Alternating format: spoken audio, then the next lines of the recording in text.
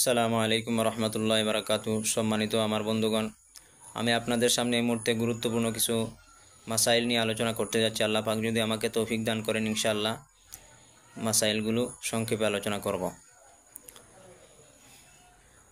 আমাদের সামনে যেহেতু কুরবানি আসন্ন, এজন্য কিছু গুরুত্বপূর্ণ আলোচনা করার সময়ের দাবি।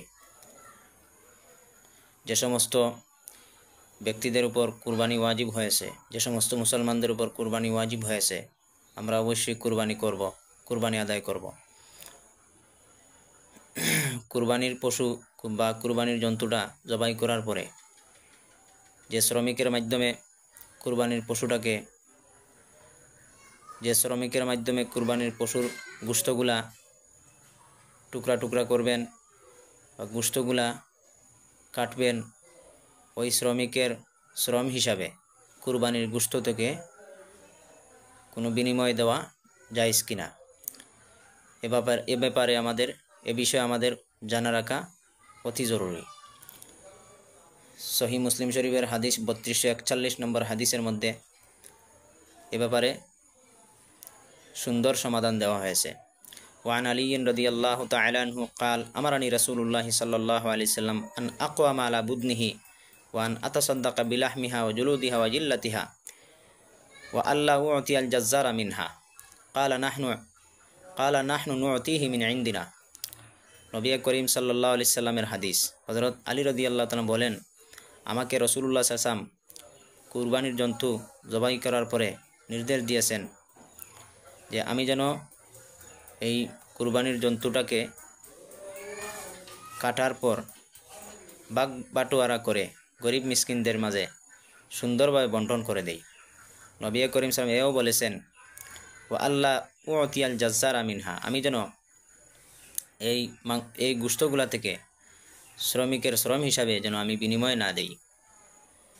নবী করিম সাল্লাল্লাহু আলাইহি ওয়াসাল্লাম বলেছেন, এই শ্রমিকের গোশত কাটনেওয়ালার শ্রমের বিনিময়ে আমরা আলাদাভাবে দিব, পৃথকভাবে দিব। কালা নাহনু নু'তিহি মিন ইনদিনা, এটা আমাদের পক্ষ থেকে আলাদাভাবে তাকে প্রদান করব। এই হাদিস থেকে পরিষ্কার হয়ে গেল বিষয়টি যে আমরা যারা কুরবানি দিব এবং শ্রমিকের মাধ্যমে গোশতগুলা কাটাবো, আমরা যেন গোশত অথবা এই কুরবানির জন্তুর কোনো অংশ বিনিময় হিসাবে প্রদান না করি।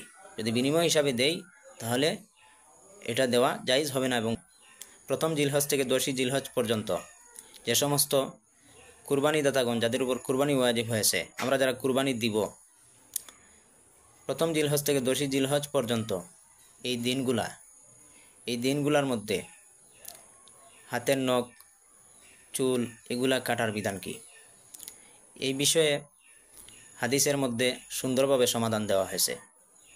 3149 নম্বর হাদিস, হযরত উম্মে সালামা রাদিয়াল্লাহু তাআলা আনহা থেকে বর্ণিত। ওয়ান উম্মে সালামা রাদিয়াল্লাহু তাআলা আনহা আন্না নবী সাল্লাল্লাহু আলাইহি সাল্লাম ক্বালা ইযা দাখালাল আশরু ওয়া আরাদা আহাদুকুম আন ইউযাহিয়া ফালা ইয়ামাসসা মিন শা'রিহি ওয়ালা বাশারিহি শাইআন। এই হাদিসের মধ্যে সুন্দরভাবে সমাধান দেওয়া হয়েছে।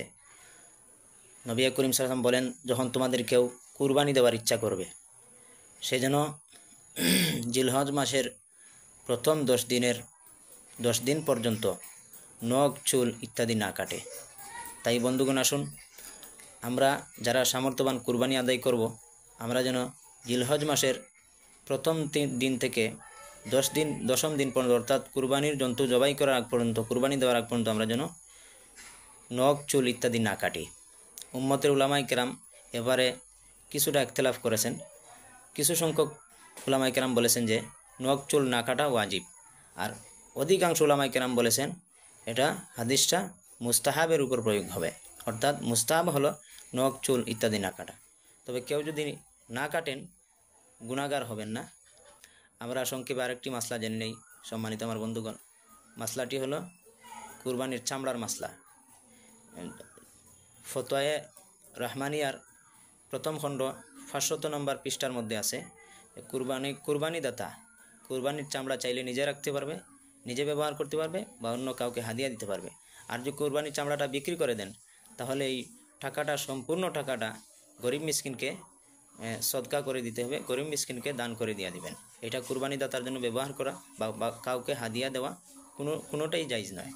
এজন্য আসুন আল্লাহ পাক যেন আমাদেরকে সংক্ষেপ আলোচনার উপর আমল করার তৌফিক দান করেন, আমিন।